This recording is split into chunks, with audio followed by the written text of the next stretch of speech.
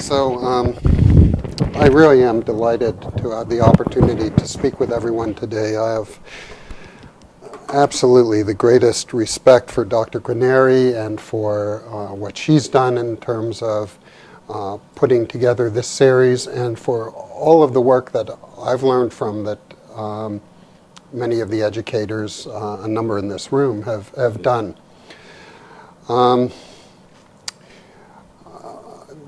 This is an important topic. It's to some degrees a very subjective topic. It's you know it when you see it kind of thing. For me personally, I knew it when I didn't see it. I think in my path I often struggled to find a mentor and was generally not very successful at that. And so an awareness of how that actually can make a career tougher has been part of my interest in working and trying to devote some time to mentoring myself. So today I'd like to cover these topics. Is mentoring important? Your presence here suggests that you're biased towards the positive there. Can it be learned? What are characteristics of relationships that work, of relationships that do not work? I did want to allude to mentoring in the medical scientist training program and physician scientist training program, and I thought then we could do a few cases. Now, does anyone recognize the characters up there? I know Joan does. All right, so this is young person, impressionable person. Here is Telemachus, Odysseus's son, and this is mentor. And I think the point which is worth noting is that actually at one point Athena decided to take over his body, do a little very mythologic cross-dressing, and was in the role of a mentor herself, and that just underscores, I think, for all of us to consider what a godlike activity we are all involved in when we seek to increase the experience and wisdom of others. Now, I'm a great believer in homework and pushing people outside their comfort zone, and so I'm going to ask, really at the outset, if people don't mind taking 5 minutes. There is a sheet in front of you. The sheet has references. The sheet has some of the guidance that I give to MSTP students, garnered from many students, about how to look for a mentor and who is a mentor. And there are some more sheets in the very back, I believe. If people could just take a moment, select 3 of the questions and jot down your answers. And the reason for this is, I think, after I've gone through the discussion, if there are key points which were overlooked, which come to your mind as critical lessons from mentoring, it will help to cue that discussion, and therefore we will have a coherent and comprehensive discussion today. Are people amenable to taking a couple moments to look over the questions? If they're, filling out the entire sheet is a bit much, but pick 2 or 3 of the questions and just jot down, and I will look forward to your input from that toward the end of our talk today. Well, thank you so much for your cooperation and extending yourself at this early hour on that. We will return to some of these questions toward the end of the talk.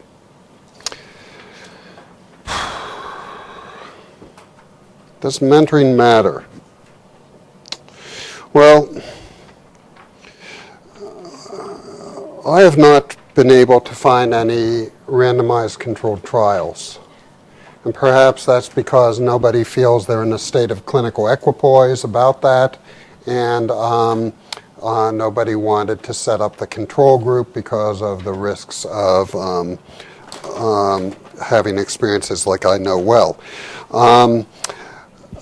But there have been some systemic reviews of the literature. In 2006, San Bunjak set up a review of all the literature on the importance of mentoring to date. And they did a search term, they got about 1,500 responses, looked at 100 some abstracts, and came up with 42 studies that looked at the value of mentoring, and all but one of these were cross-sectional, and and I think I will need to move forward like this. One moment. And so what was the good of mentoring? It's enhances careers, and this is at all levels. Everybody here is in some sense both a mentee and a mentor. And there are benefits to having a mentoring relationship at each level. What do I mean by mentoring? Joan, what do I mean by mentoring? I mean, I know you can read my thought balloons. What would you say? Yeah. I think it's mutual interaction from one person who has knowledge and is willing to share it with somebody who is willing to grow and learn. So Yeah. senior All right. So mentoring, as Joan points out, I should just define my terms at the start. Mentoring is, by nature, an interactional relationship in which one person has something that the other person wants and needs, right? And that needn't simply be expertise in a field. It can also be life cues. It can also be a matter of putting octane in the tank of the other person as well. So these studies do not adhere to a strict similar definition. They are simply talking about mentoring in general, but one assumes that this is something where one gets benefit outside oneself from another person. So the outcome ratio for career enhancing is 2.3. It influences people to stay in academia to some degree.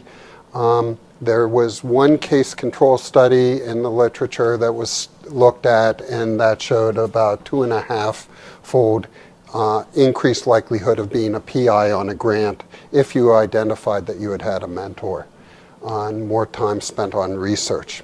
Now, in the tradition of I know it when I see it and I know it when I don't see it, about 98% of the people who said they had not had a mentor believed that it had contributed to an inability to be promoted, to get grants, to have a project. Now, this may be, to some degree, the grass is greener syndrome. So let's take as a given that mentoring is valuable in the academic sphere. The caveat is there are a lot of gaps in knowledge. The effect size of different mentoring interactions is not known, and even issues such as whether assigned versus self-directed mentor relationships are better is also not known.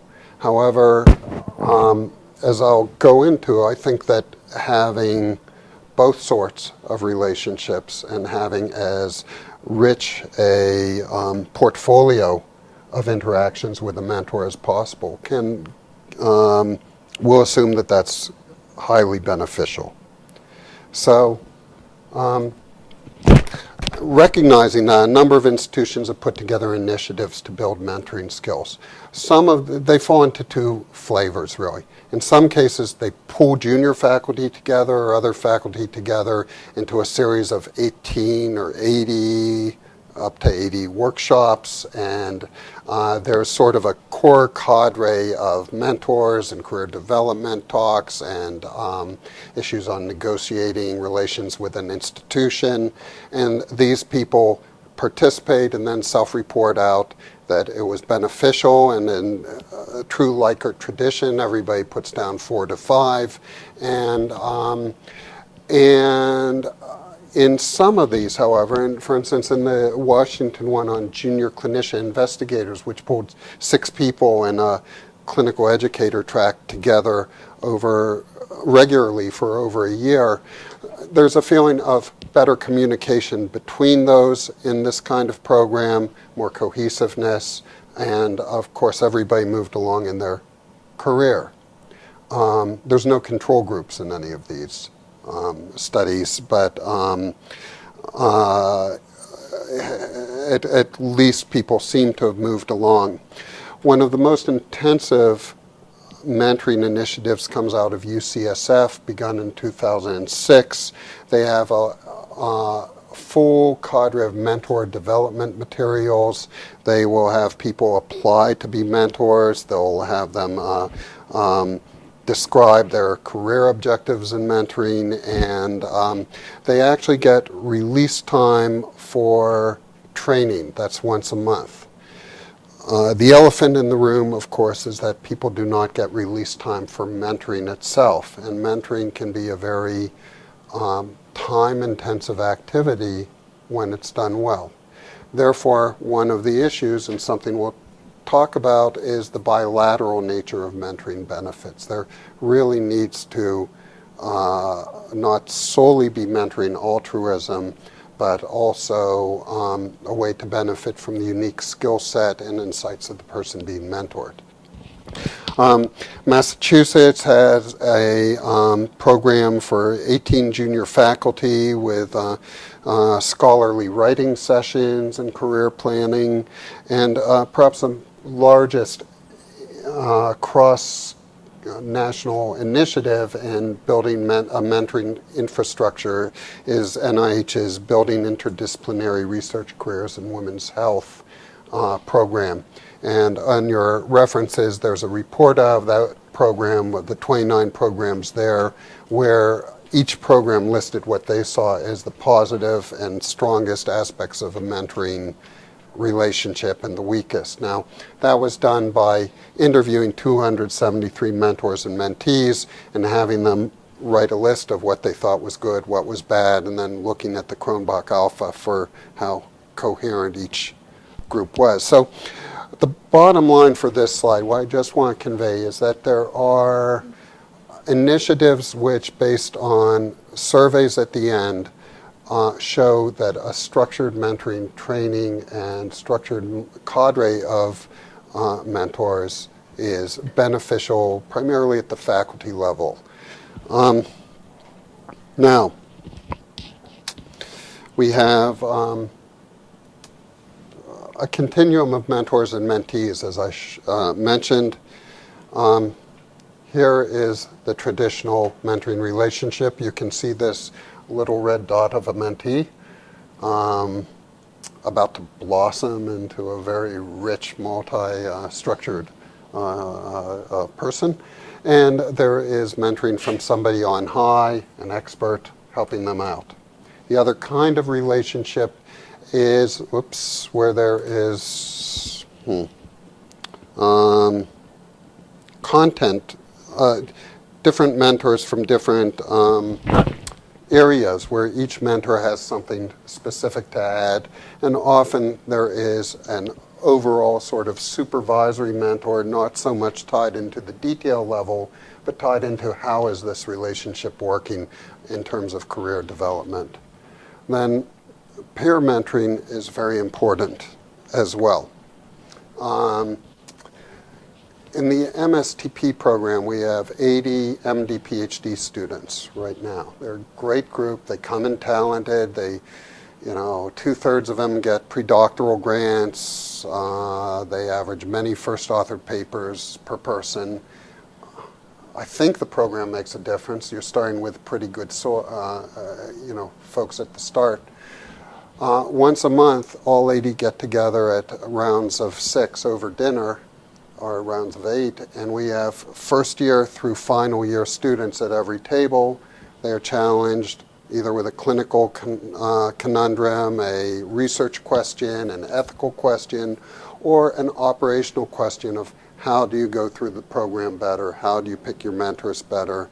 And so that allows peer mentoring, which is to some degree vertically integrated from people farther along to lessen the program, but also horizontally integrated. And I think that for building a culture of positivity about learning together, it's very important. I would bet that every one of you asks questions not only of people farther along, but also of your peers in terms of decision challenges. Ultimately, well, mentoring is bidirectional, and here it can eventually lead to a collegial relationship between the mentee and mentor. So lots of people do raise their hands to mentor and to different roles, whether it's in teaching and demonstrating. I know a number of the programs here have mock study sections for people to learn from, reviewing grants and papers of trainees, advising in the clinic, advising in the laboratory, being career advisors as well. In the MSTP and PSTP program, the goal is to grow great physician scientists.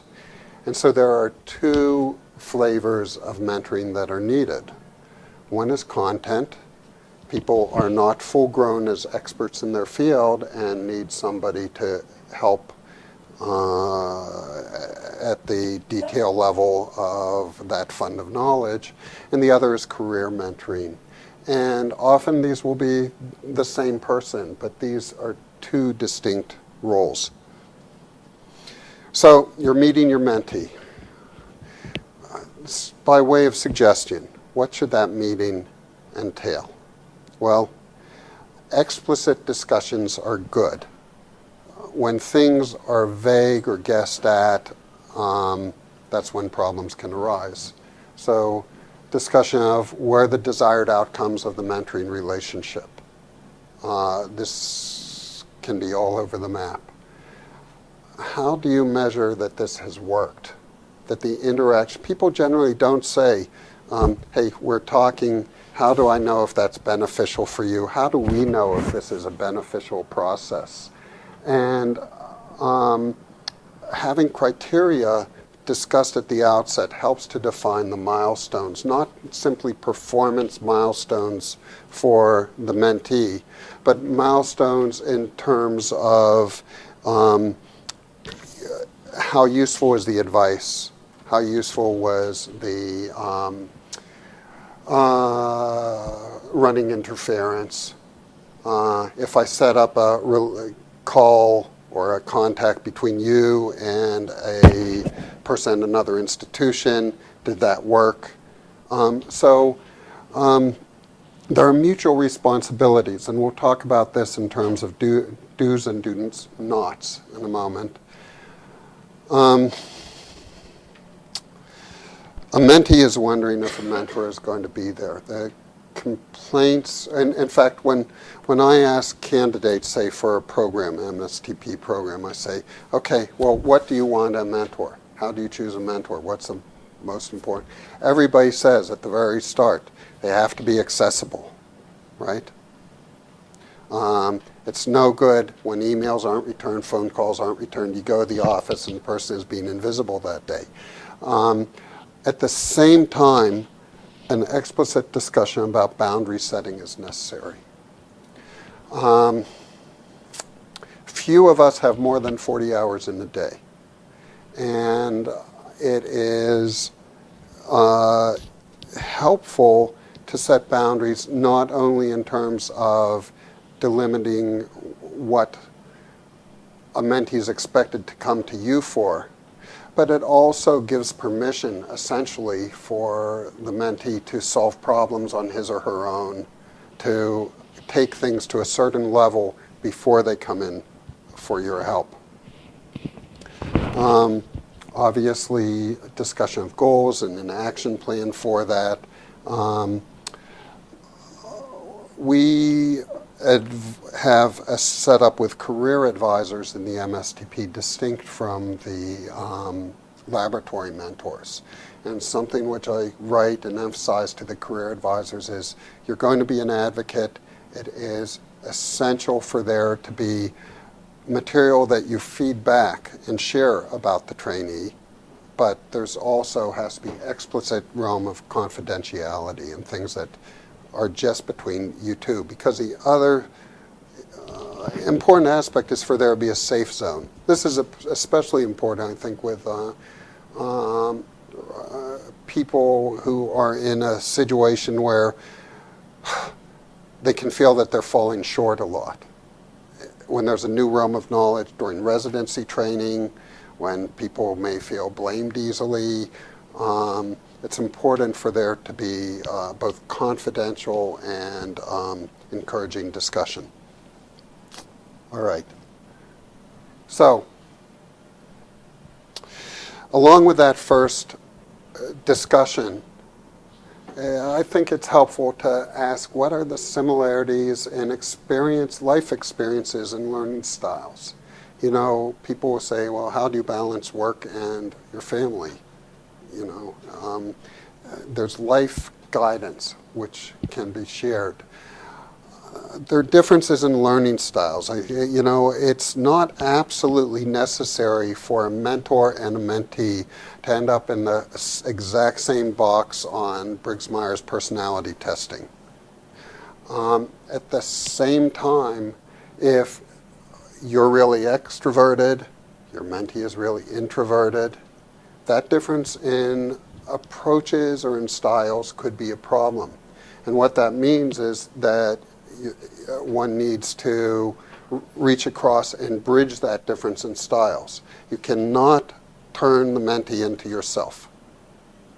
We love to clone in my laboratory, but I am not trying to make the carbon copy of myself. That would be bad for the world in my mentees, and that has to go with style also. At the same time, there has to be a culture of some flexibility. If you're a little bit flexible outside of your normal personality, you can maybe get the quiet, introverted mentee to also open up. And and vice versa can happen too.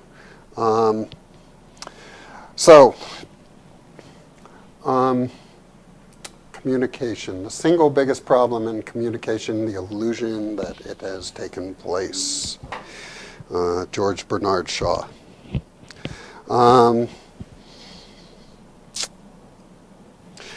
The CTSIs did an analysis by asking all of their programs, having their mentors give a list of what seemed to be important to success, having the mentors give a list of what mentees give a list. They did this, they followed with focus group interviews, they then sort of collected everything into just a couple realms of consistent themes of what is an important principle of mentoring.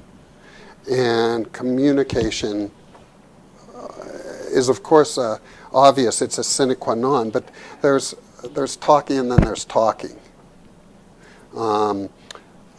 Communication that involves active listening is central. This is the comment from the mentee, basically saying, I have certain goals and objectives. You've got to hear those in order to communicate with me. I'm one of those micromanager types, you know. I mean, For the research side of my life, I'm at the lab bench next to, people working for me and looking around too much. It's critical when you're always thinking about solving problems and coming like cavalry to whoever is in need to back up a little step, because you want your mentee to be able to solve conflicts on their own eventually, or solve problems on their own. And so that comes out in this comment. It's kind of hard not to impose your ideas and what you think would be right for yourself. So maybe this could come as an explicit question, or wait, I know what I would do in this situation. I would do X, Y, and Z, but you're not me. What do you think is the best step? Okay. Sometimes you have to develop different strategies to improve communication. Asking, have we communicated? Are we together on this is always good. I encourage students to have regular meetings with their mentors, but after every meeting to send that thank you email, even if they're on first names and all that, to send that thank you email with a list of, this is what we covered in the meeting, this is my understanding of the outcomes. Is that helpful? The most disastrous situations I come across, and there's always, every week there's somebody in tears, and every week there's something where you think, how could that have happened? It's because people absolutely passed each other by in communication. And there was a dogmatic understanding of what seemed to have happened on both sides of the discussion. So, aligning expectations is also very important. That's expectations for the mentoring relationship. That's also expectations for what are you going to do. Of course, you will have, 5 nature papers and 5 R01 grants in the next 6 months. Especially younger mentees are so full of excitement and energy that they can be very unrealistic in their goals and expectations. And it's a little discouraging to be the one putting lid on things, but having a discussion to explore with them about, is this feasible? Is this realistic? Can save a lot of time later. It also saves the person from feeling like a failure if they have these self-expectations that they aren't filling, right? A little context can also keep a person from having the imposter syndrome even when they do succeed, thinking, well, I succeeded, but it's not because I set very clear goals and took the right steps to get there. It's just I succeeded because I'm lucky and they're about to find me out one of these days. That'll be a problem. So you want to have expectations clear, aligned, and to encourage and to push at the right time. Encouraging the mentor's ideas, encouraging their work. Maybe it's all on target. If they're aiming too low or too slow or too far, help them come to that conclusion. All right. You're a superhero as a mentor. It's okay to let your mentees see you in action. Okay.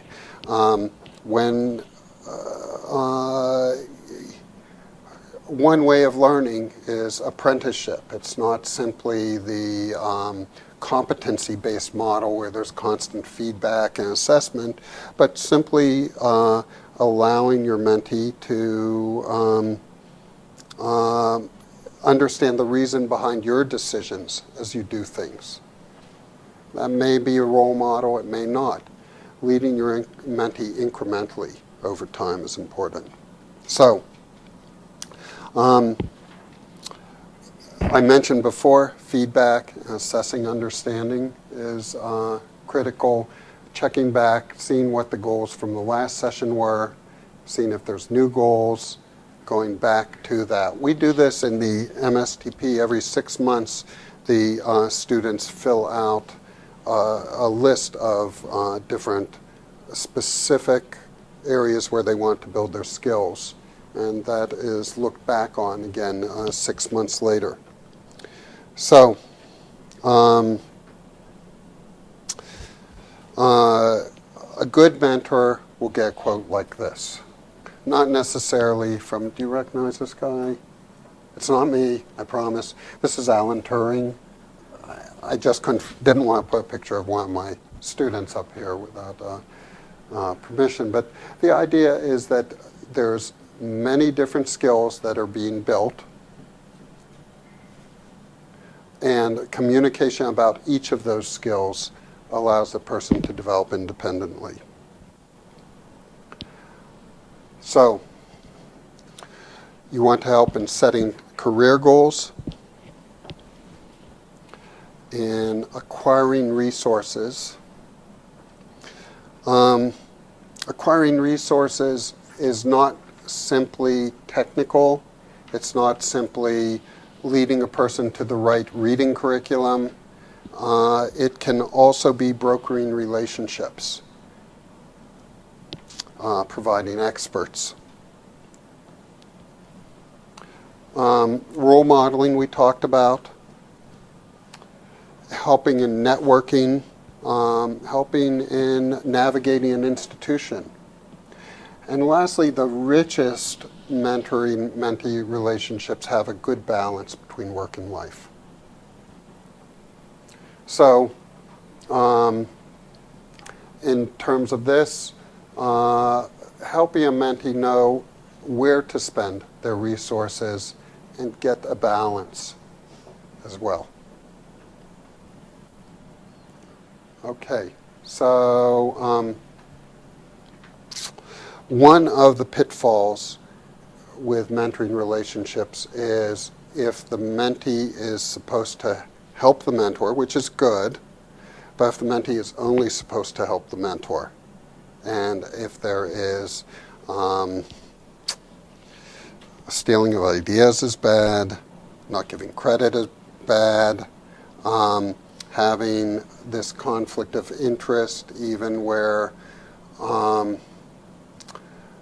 it's a supervisor in a supervisory role and also playing that mentor role, may keep one, it takes the trainee out of the focus. So the idea of having altruistic activity on the part of the mentor, putting the person in the limelight.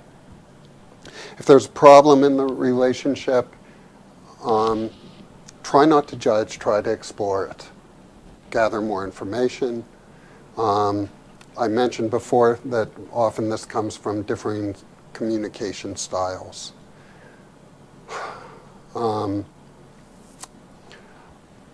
of the hardest things is that everybody feels as a trainee, that they should not go to the mentor, that they should figure things out first.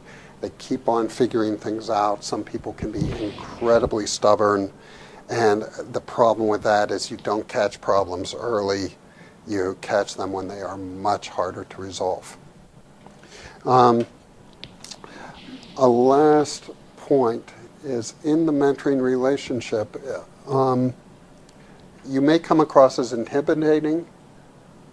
That may not be helpful. You may come across as a buddy. That may not be helpful. Think about, try to sort of pull yourself out in terms of how it works. So, respect.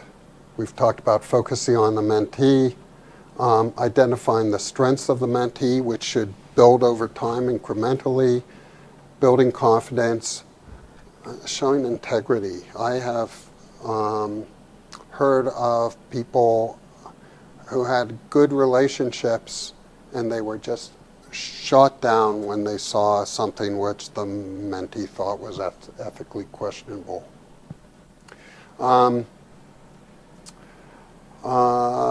It's true there is a benefit of a mentee, but they should not just be exploited. We talked about cloning. Being the mature one in the relationship, trying not to assign blame is always constructive. Having more of a no-fault, reflective conversation. The mentees also have responsibilities. There is nothing more frustrating than being stood up by a mentee, right? Having them follow through, listen to what you say, being respectful, and paying attention to timelines. There may be a very different time management style where the mentee is the last minute person and you are 2 weeks in advance, or the mentee is 2 weeks in advance and you're the last minute person. That's why communicating a timeline for when things should happen is most helpful. I always tell our students that they are now in professional school. That means they are in the driver's seat. They are simply in a setting in which there are tons of resources around, and they should take advantage of that. And so I'm going to pass over this in the interest of time, except to say that in these different analyses, poor time management skills on the part of a mentor and also silo research could be problematic. Silo research when the mentor, him or herself, is very isolated in the academic setting in terms of not having a lot of interactions. That can be problematic for the advancement of a trainee. I want to say a couple words about the MSTP. We have hundreds and hundreds of applicants. The career advisor, as I mentioned, is distinct from the thesis advisor. There's a twice yearly review of performance and assessment of goals. Each career advisor gets questions from me prior, and these will be, detailed questions both in terms of what they're planning logistically in the program, what's their productivity, what's planned for that, and also some congratulations come up. So I mentioned before we ask them each 6 months to circle skills.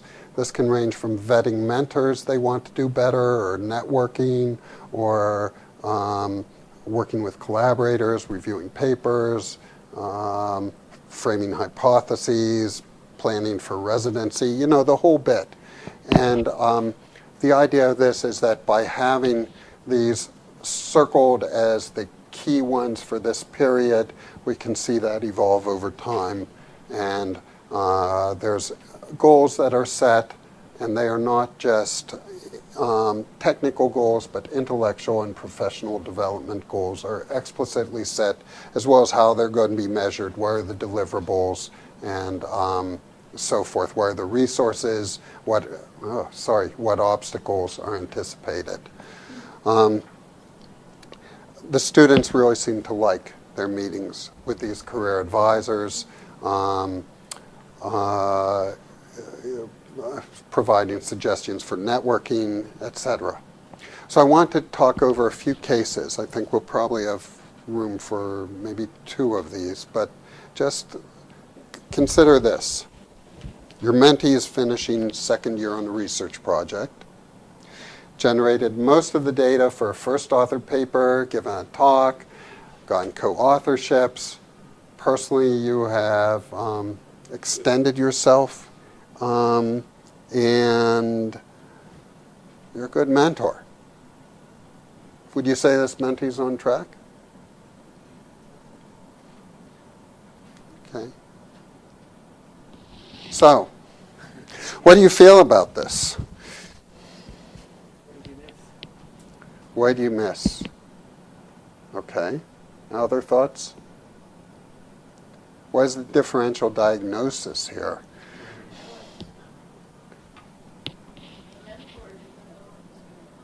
The mentor is blindsided. Okay, so obviously there have been different perceptions about this relationship as it has proceeded. The mentor thinks, well, he still has a ways to go. The scientific design skills still have to, work on. The paper's almost done. Why not, get it out? I know he's impatient. That's probably because he's overconfident, but because he's overconfident, he's not ready to succeed. Okay? He's thinking,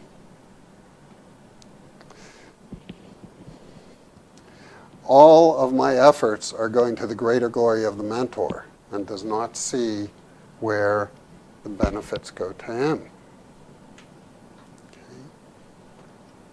So I know a number of situations where the benefits seem to be one-sided. Going to mentors, and the mentors have absolutely no insight into the fact that it's a totally one-sided relationship, and view themselves as superb mentors. And I've heard quotes like that from mentees in the relationship. So I think that obviously there's a communication gap.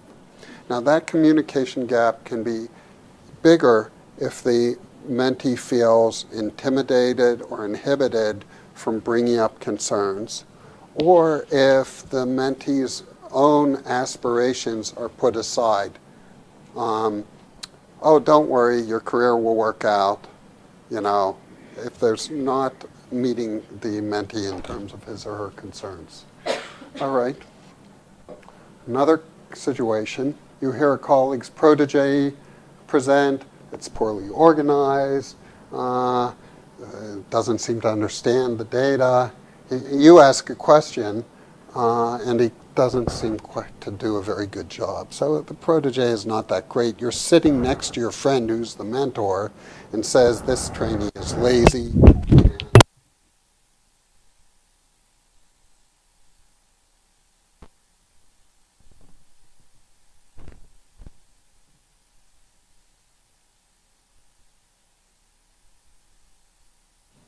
Problem in performance.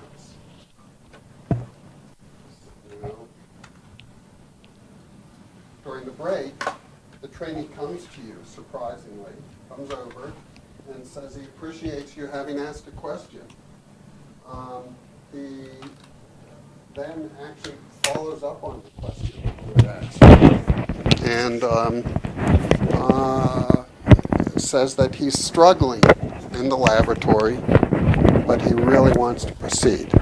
So this may or may not fit the lazy kind of description you heard. So what do you think's going on? Do you talk with your friend about this discussion? I don't know. Where are your boundaries? How involved do you get? Any thoughts?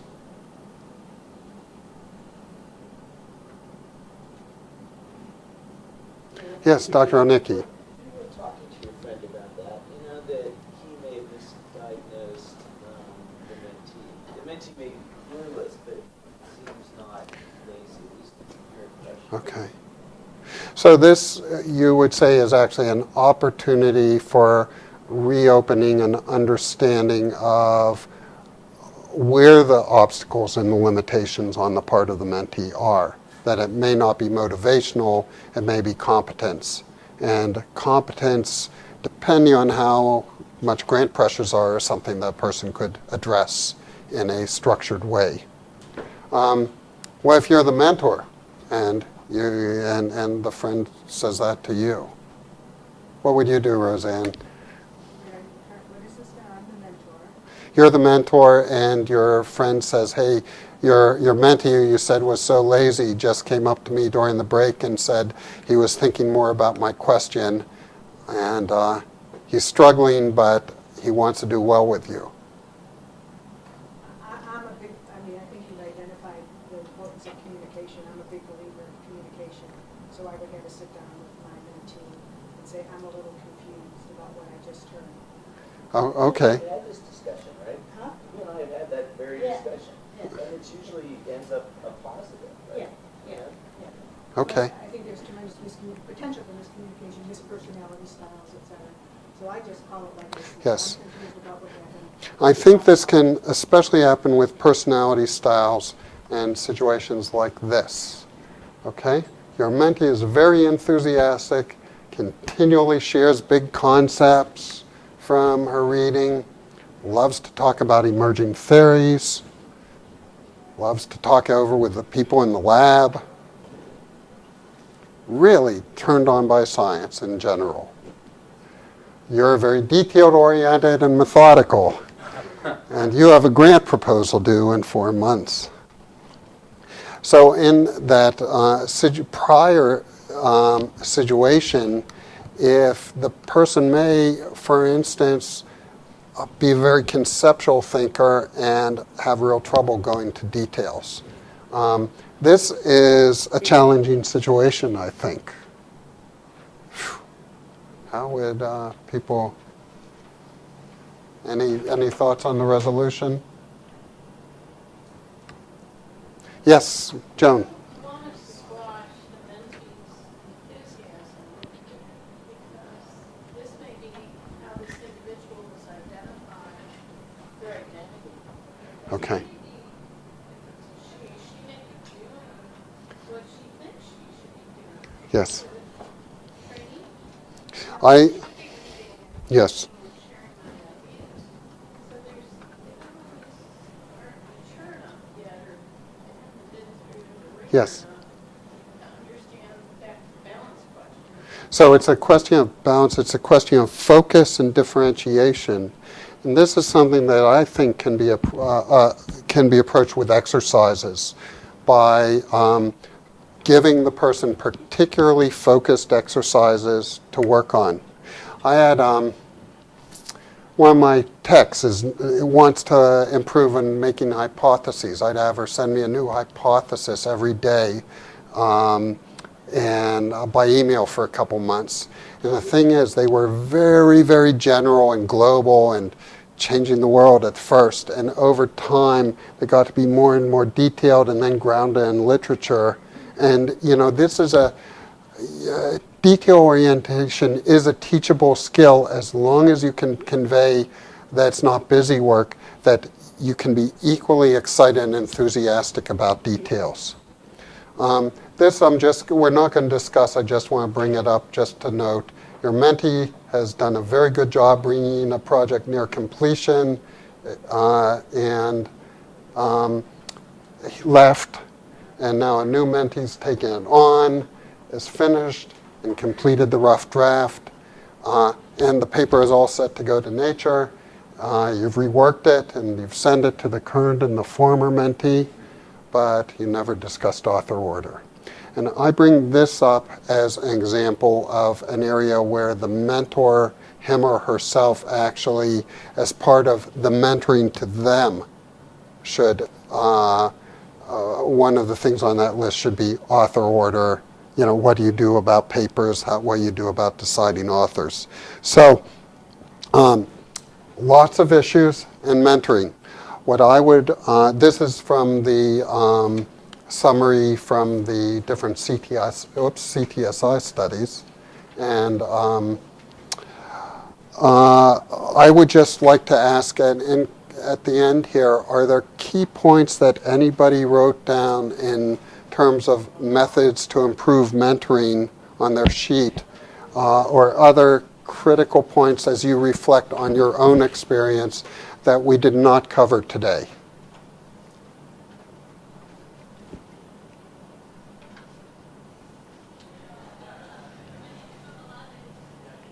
I don't think we really covered everything. I bet you've got some great stuff written down there, but it's always tough in this sort of setting.